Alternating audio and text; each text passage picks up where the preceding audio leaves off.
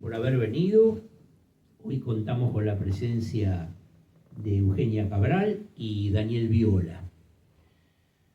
Voy a leerles los antecedentes de Eugenia, que la mayoría de ustedes la conocen. Nació en Córdoba, donde inició sus tareas literarias en el grupo Raíz y Palabra, en los años 81-86. Dirigió Ediciones Mediterráneas y la revista Imagen Era, la creación literaria. Colaboró en el suplemento cultural de La Voz del Interior, eso es en Córdoba. Ha coordinado talleres literarios en instituciones públicas y privadas. Es asesora literaria de Teatro La Cochera de Córdoba, dirigido por Paco Jiménez, y autora de 2 textos teatrales. El Prado. Están haciendo una obra, ¿eh? ¿Están haciendo una obra ahora? No, Paco Jiménez, que estrenaron en el Rey. Después le explico. Después nos explica. Seguimos. Entonces, autora de 2 textos teatrales: El Prado del Ganso Verde, La Cochera y Encaje Español y Espacio Cultural Urbano. Esto es en Cava. Siguen los antecedentes. Este libro es el que ganó el premio Victorio Campo en el 2021, concurso de poesía Horacio Armani. Se llama La ciudad de las amapolas. Publicó poesía, El buscador de soles, Iras y fuegos, Cielos y barbaries, Tabaco, En este nombre y en este cuerpo, La voz más distantes, Ensayos, Poesía actual de Córdoba, La traducción en Argentina y en Córdoba, Estudio preliminar para un golpe de dados, poema de Estefan Mallarmé, versión en español de Agustín Oscar Larrauri, Vigilia de un sueño, bueno, y otros títulos más. Y ahora ella me había mandado todo un informe por internet de este libro, Vigilia de un sueño, apuntes sobre Juan Larrea en Córdoba. ¿Querés hacer mención de este libro antes de empezar a leer?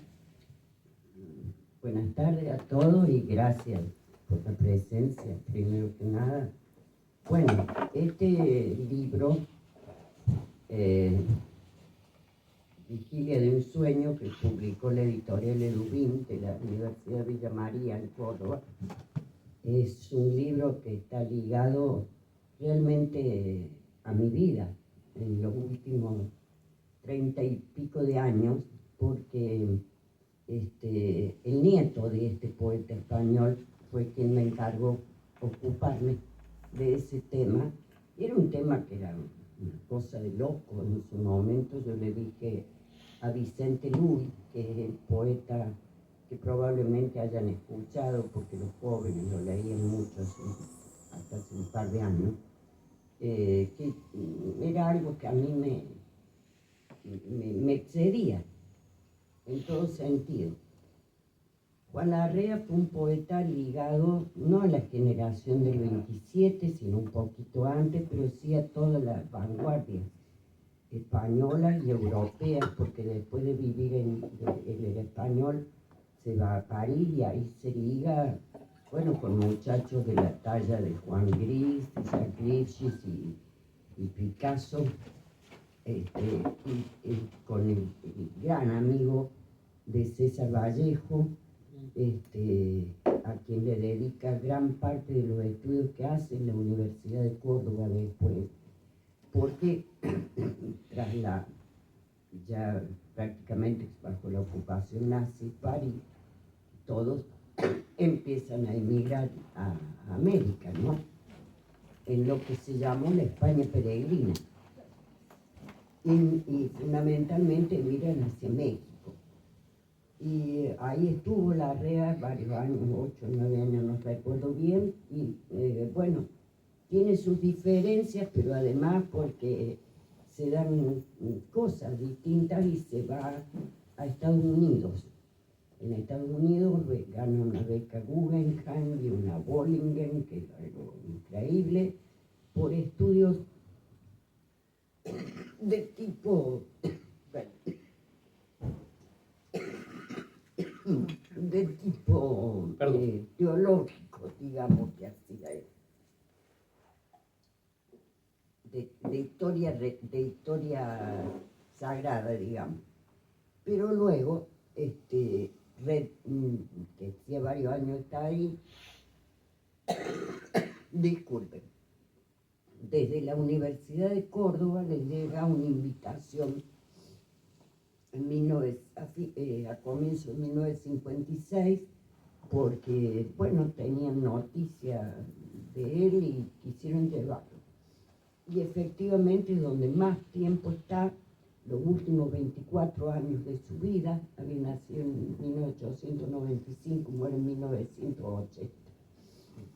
Solo que, como decía alguien que seguramente no han oído nombrar, pero era una persona muy importante, que era Lira Perrén de Velasco, Córdoba lo trató primero como madre y después como madrastra. Entonces, con el tiempo, bueno, por disidencias políticas, filosóficas, etcétera, entre ellos con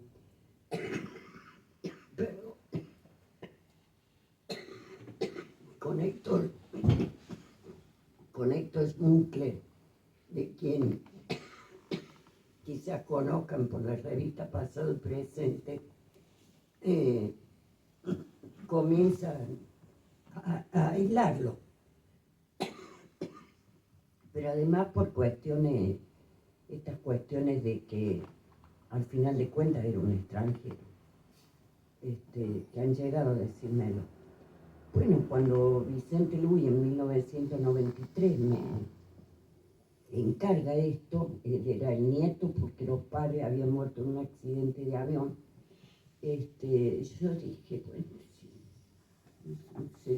capricho, porque era así medio caprichoso Vicente, veré qué puedo hacer. Y terminó llevándome aproximadamente un poco, mejor dicho, ahora ya llevan más de 24 años, poder escribir el libro que ustedes están viendo, porque casi nadie ya lo recordaba, pero eso ha terminado dando sus frutos. Actualmente en la Universidad de Córdoba logré que sacaran, aunque no, ellos nunca reconocen nada que sea extrauniversitario, pero bueno, que sacaran a la luz todos los ejemplares de distintas obras de la REA que había, ahora están en la biblioteca. Se le hizo una placa en donde él tenía uno de los institutos que fundó, y bueno, empezó a darse de alguna manera un nombre, y alguna gente incluso empezar a leerlo. Así que, bueno, yo me siento muy conforme con eso. Disculpen si me he alargado, pero la verdad que además es un gran poeta. Tiene un solo volumen que se titula Versión Celeste, que fue editado primero en Italia, después en España, 2 veces, y hay poemas realmente maravillosos, ¿no? Y bueno, después se reeditó un libro, quedaron problemas de herencia y esas cosas, pero reeditó uno de sus libros, el Instituto Cervantes, en 2019, del cual me pidió prologarlo, y actualmente hay ejemplares de él en la Caja de las Letras, en España. Así que bueno, todo eso que han sido donados por la Universidad de Córdoba. Así que todo eso es algo muy, muy poético en mi vida. A lo mejor más que lo que escribo. En fin. Bueno, adelante, queremos escucharte los poemas. Si Preferí que sí, sí. sí. Para descansar Sí, toma un poquito poquito la de agua. garganta. Daniel Viola ha publicado los libros, yo no digo las fechas de nacimiento, o no sé si algunos, porque esto no digo nunca, ¿viste? No dije. Ha publicado los libros de poemas, La memoria de las sombras, el 2009, El lenguaje de los días, por editorial Flor de Seibo, Tan solo cruzar la calle, editorial El Zorzal, El nacimiento de los ecos en el 17, La sombra de la hoja 2020, de editorial El Sur y Porfiado, ¿está bien? Sí. Sur y Porfiado. Los días inverso 2022, Exhala su susurro el árbol 2023, Estos árboles gotean luz 2024, editorial Siccus. Integró la antología Último Infierno, realizada por el recordado Cayetano Sembolay, ¿no? Presidente de APOA durante muchos años. Ha participado en más de 40 espectáculos teatrales como actor, autor, director, titiritero en diversas teatralidades, desde el teatro en prosa, musical, verso, murga, ópera. Fundador y coordinador junto a María Teresa Corral de Momusi del Movimiento de Música para Niños. Posgrado en Gestión Cultural y Comunicación en Flaxo, en el 2001, ha ejercido la docencia en todos los niveles educacionales, salvo el inicial. En la actualidad tiene sus programas de radio, La Docta Ignorancia, Poesía, Teatro, Música, Los Limpia Orejas, un programa para compartir, Premio Argentores, y Atina también es un premio, Sí. y Atina, y realiza una columna teatral en Agen Hoy Radio. Tuvo una amplia actividad como gestor cultural en ámbitos oficiales, Casa de la Provincia de Buenos Aires, Centro Cultural Recoleta, Centro Cultural San Martín, Secretaría de Cultura de la Nación, Dirección de Cultura de la Provincia de Buenos Aires, coordinó encuentros internacionales de literatura infantil y juvenil, de la Canción para las Infancias Nacionales y del Mercosur, jurado en encuentros y festivales teatrales. Bueno, un amplio currículum. Te escuchamos, podés leer lo que hoy hayas elegido para leernos. Muchísimas gracias, Omar, por la invitación. No sé quién me recomendó. Agradecemos Yo también que- a gente de derecho que nos da el espacio. Y vamos a agradecer, sí, Sí. a gente de derecho por este espacio. Que tan- tenemos acá el representante de la Dirección de Cultura, que en su momento fue, que es Ezequiel Lupi. Ah, Que nos da el espacio, mucho Ezequiel gusto, Lupi. Ezequiel. Sí.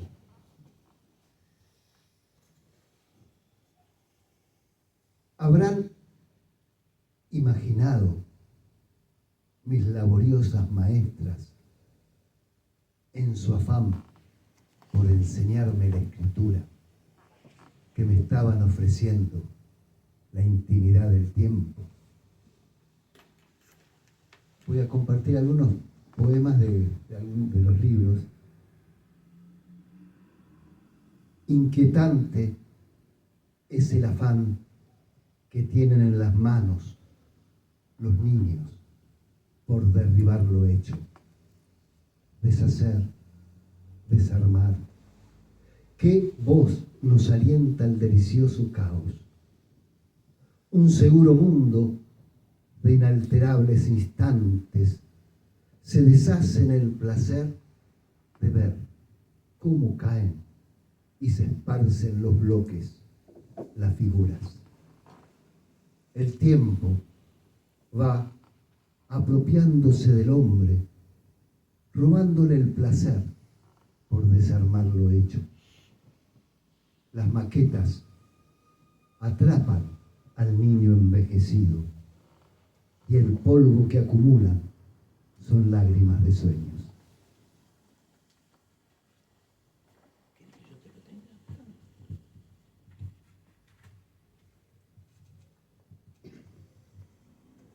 Mi madre está yaciendo ahí y los gusanos destrozan esos pechos, los que me amamantaron. Su cuerpo, todo se va deshaciendo. Y yo sé que no tengo dónde ubicar un regazo, entregarme a la tibieza de la carne. El duelo es no saber a dónde llegará mi gesto. El luto es mío He muerto como hijo. No guardo el secreto de sus palabras. No quiso acunarme en su lengua. Se está entregando a una tierra extranjera. Es líquido cada vez más. El líquido propaga mejor el eco, ese eco de madre que persiste. La calavera posible no espanta el amor. Mi madre está yaciendo ahí, deshaciéndose, dejándome más huérfano, dejándome más hijo en orfandad de madre. Muy lindo.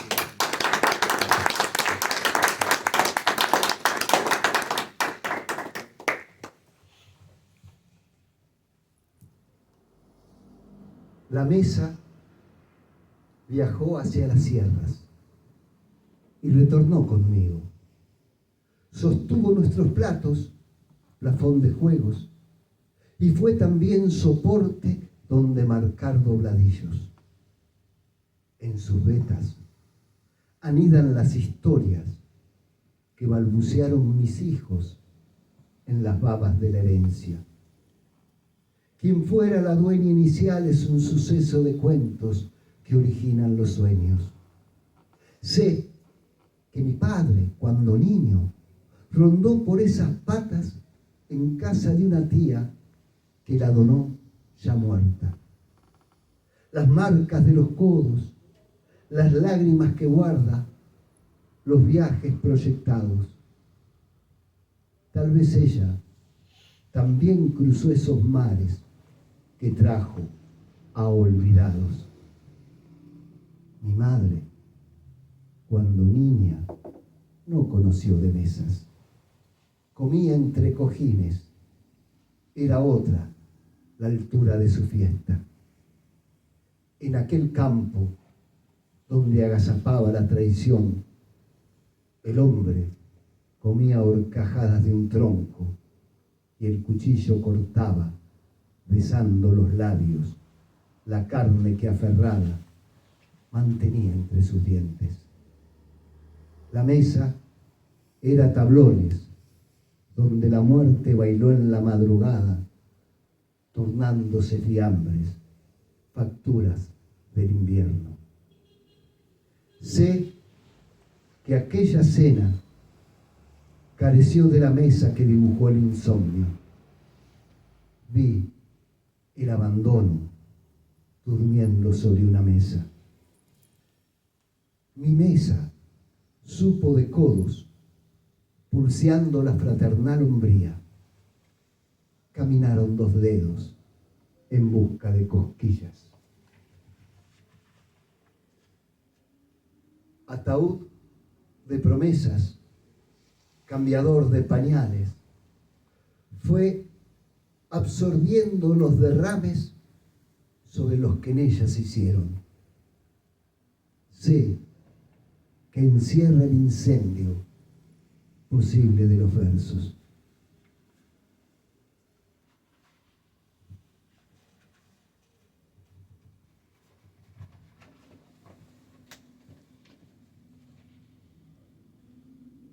No pudo ser ajeno al brotar oculto que transistan estos días los árboles. Acompaño sus mínimos gestos, colaboro en la savia hablante, comparto el movimiento de las hojas desprendidas, el juego vibrante que tienen sus colores. Entrelazamos nuestra danza. Puedo desprenderme de aquello que a ellos los sostiene. Acompañamos el proceso que llega con la helada, la jugosidad de nuestros frutos, el lento declinar y renacer, que no es mi piel.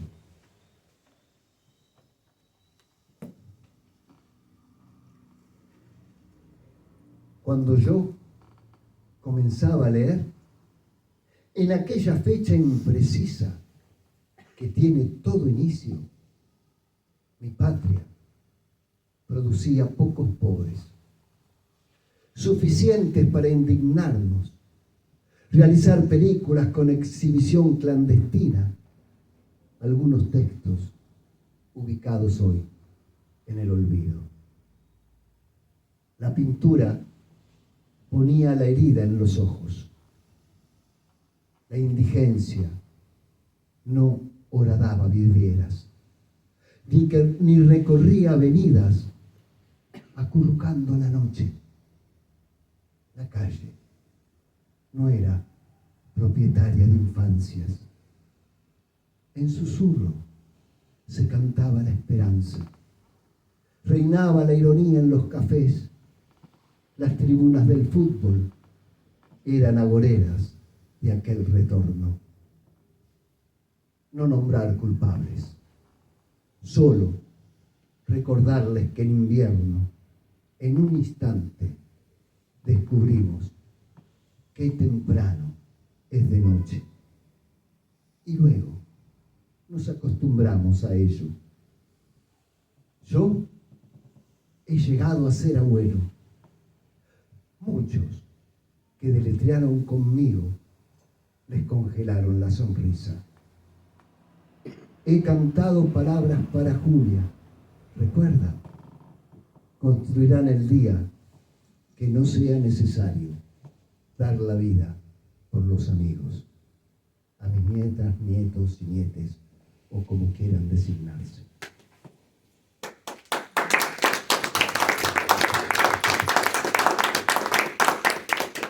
Voy a compartir unos poemas inéditos, que si son inéditos tienen destino de libro, esperemos. Este es un poema sobre un libro que tiene que ver con el cuerpo. Son todos poemas sobre el cuerpo. Hay mundos que todo cuerpo tiene, infinitas relaciones que crean el símbolo posible, la subjetividad que porta el dedo. Nos otorgaron una vagina inédita, carente de comparación alguna, y unos dientes que poseen posibilidad de sonrisa en invitación a lo incierto. Hay un paisaje a ser admirado, contemplado, las axilas desiertas o en abundancia, el cuello donde todo es posible. Los hombros redondean el deseo.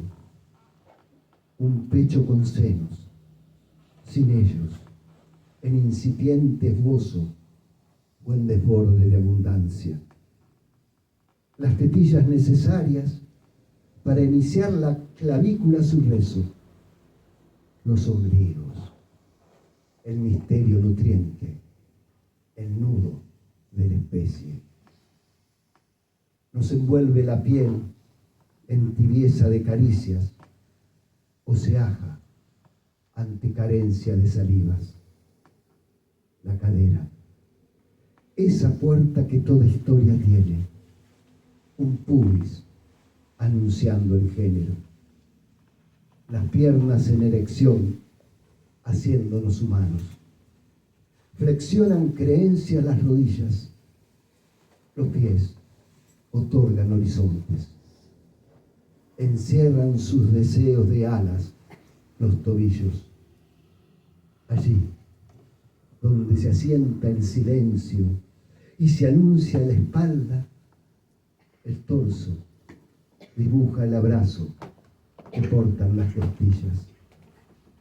La cabeza muta hacia el inicio. Y para terminar, de otro libro que está en proceso, que se llama La evolución del silencio.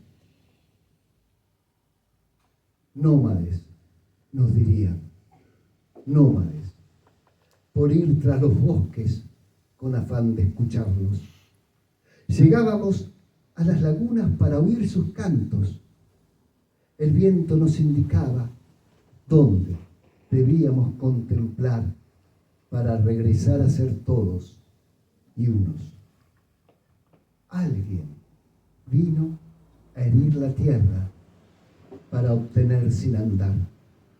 Entonces comenzó el cambio de piel, el ver y oír una fuera, agachar la cabeza para ver la tierra ajena a nosotros, clavar la cuchilla, morder terrones con la mirada hacia el suelo y silencio.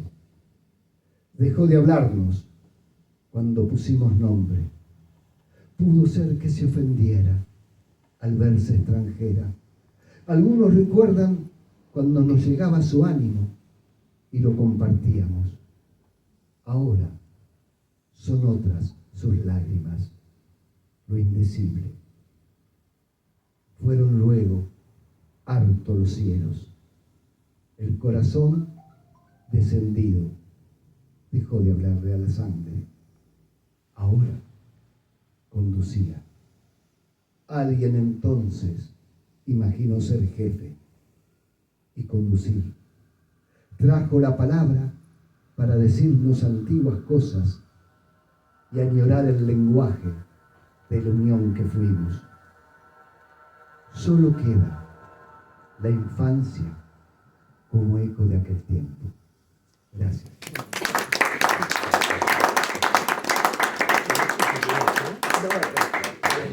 Supongo que sí. Sí. Ahora que llama la sangre, ¿qué es eso?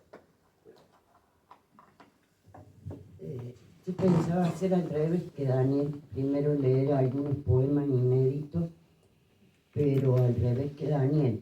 Yo tengo muchísimas cosas inéditas, y supongo que se debe a mi negligencia en buscar editores, porque jamás muevo un dedo, así que no culpo a nadie de eso. Esto es muy viejito, son unos poemas escritos en prosa, al igual que los de la ciudad de Amapola, escritos son muchos escritos en prosa. Entre 1998 y 2010, el título de estos poemas, que no es muy largo, sería Diamante Negro. Este se titula Inmarcesible. Bajo las tibias cenizas parecen moverse menudos peces impulsados por la creencia en que todavía continúan las cosas como ayer. Qué extraños el rojo ya manchado, el rojo meteado de amarillo, qué raro el perfume levemente agrio. ¿Por qué la declinación? ¿Cuándo se agotó la cantidad? ¿Cómo fue adelgazándose en arena, corpúsculo, ceniza? ¿Qué hacer con la rosa marchita, con la rosa muerta? Soplo para avivarla y tan solo polvillo se desprende. ¿Cómo esconder su muerte? ¿Dónde disimular la rosa faltante y la desnudez de mis piernas? Es malo estar muerto, y peor todavía es andar desnudo. ¿Qué diré de tu muerte, de mi desnudez? Vos eras eterna y yo estaba vestida, pero el sol cayó a destiempo, el agua se puso de gris plomizo. La ceniza es un agua con pliegues irisados, todo sutil, apenas perceptible. Unos gentiles pasaban sin vernos, no reparaban en tu agonía ni en mi desamparo. Sostuve un largo rato la rosa contra mi corazón para contagiarla de latidos. No fue lo pertinente. Iba cerrándose como un cofre hasta expirar con la boca abierta. Me dejé caer, sin más preguntas, entre los peces adormecidos. Y la rosa comenzó a latir fuera de mí, igual que un miembro mutilado. que un corazón golpeando incansable a la puerta de los deseos.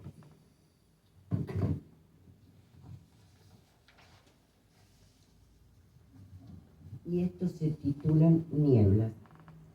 Las imágenes en movimiento de tu fantasía, que no es fóbica, no es persecutoria, suben, descienden como peces dentro de una pecera de niebla, silenciosos entre la gelatina de luz artificial. Entre la niebla, con ese mutismo. En el interior de tus imágenes, los peces de pecera, los naturales, vueltos artificiales, doblan en cada esquina del cubículo de agua.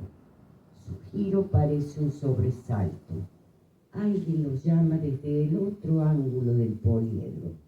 Lo llama en silencio, con burbujas lo invoca. En la pecera atestada de adornos y comida artificial no hay espacio para una voz.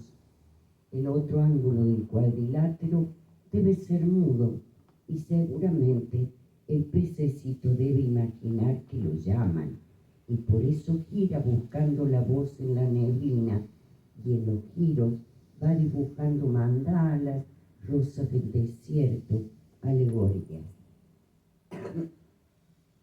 Entre la niebla que va deshaciéndose fuera de la pecera, cuando los rayos del sol llegan a mi fantasía, que sí es fóbica y un tanto paranoica, despunta el borde de tu perfil. Apolo nos vence con el dedo meñique. Otra mitología viene a nacer, la de los peces oyentes. Los peces que quisieran responder al llamado de esa voz sin boca, disimulada o en anamorfosis con respecto al lado o el ángulo de un poliedro cuadrangular. Lo testado vale. Me gusta, me envicia palpar debajo de tu sobre todo la danza de imágenes pisiformes, el latido fetal de ese buscar la voz entre la niebla del mutismo, entre alimentos artificiales y pequeños neones. La metamorfosis propuesta por el fabricante de peceras puede que haya una materia donde trabajar, sin errores testados. En tanto los giros no se repitan iguales, que vayan de unos símbolos a otros, que giren. Bueno,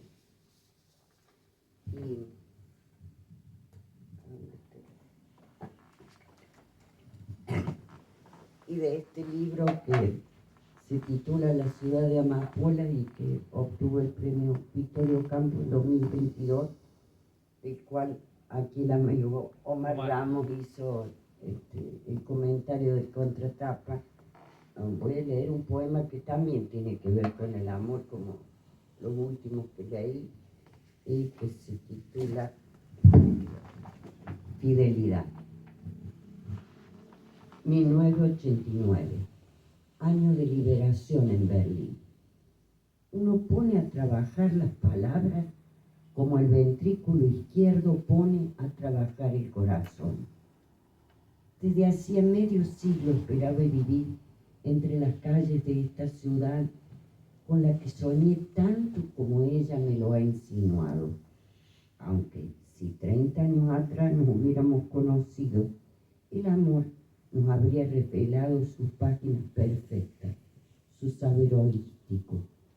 Mañana, más tarde, vendrá la muerte y así nomás como un buey ha de matarnos.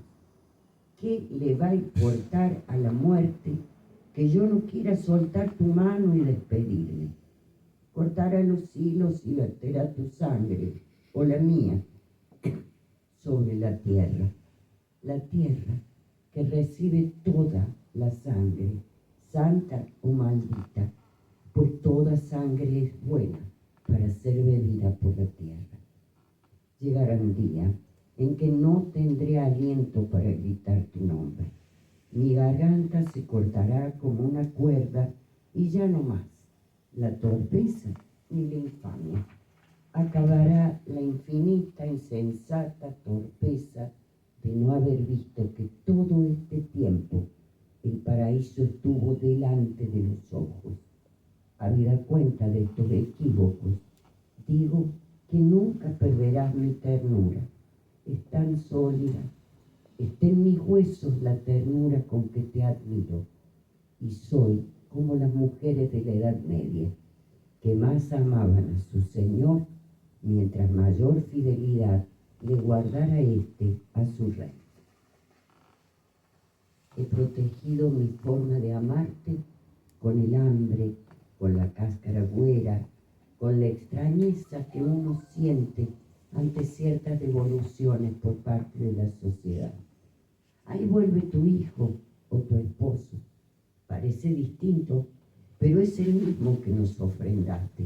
Y uno, movido por una vivencia rara, toca al hijo, al esposo, se entera de que es vulnerable y fiero a la vez, y que resiste como avergonzado porque algo, una ignominia, le han hecho, y no obstante, parece que así debiese, ya que los otros lo admiten y están contestes de la injusticia.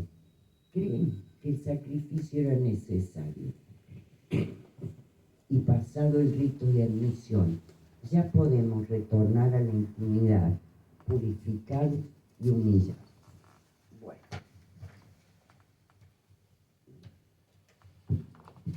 No, bien. Ahí está. Sí, mejor.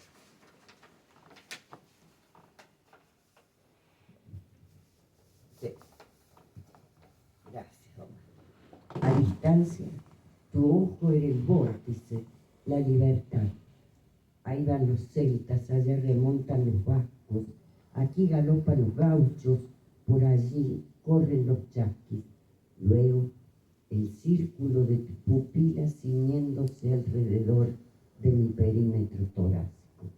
Despertar y encontrarnos entre los vivos. Cerrar la distancia. Que las hojas del sol tomen color de otoño o que el cielo se empañe de neblina. Me da igual.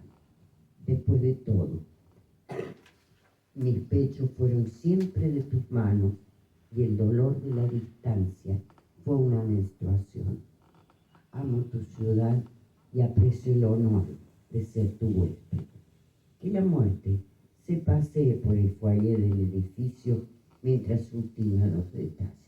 Ningún apuro tenemos. Muchas gracias.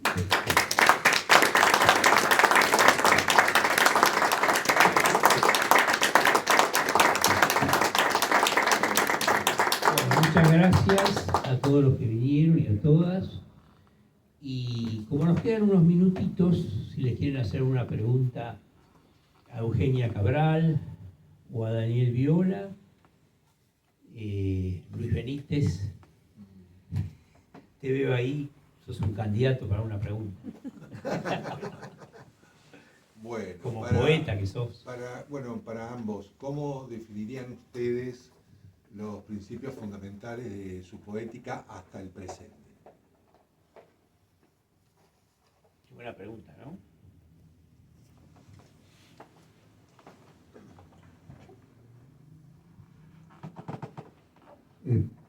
Creo que hay en mí un predominio del diálogo con los recuerdos.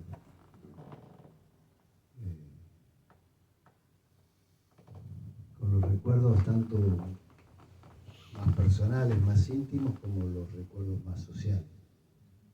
Pero creo que fundamentalmente los libros que saqué tienen ese eje, ¿no? De trabajar el recuerdo, más bien el recuerdo y...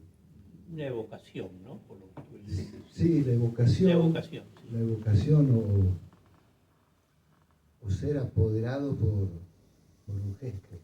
Sí.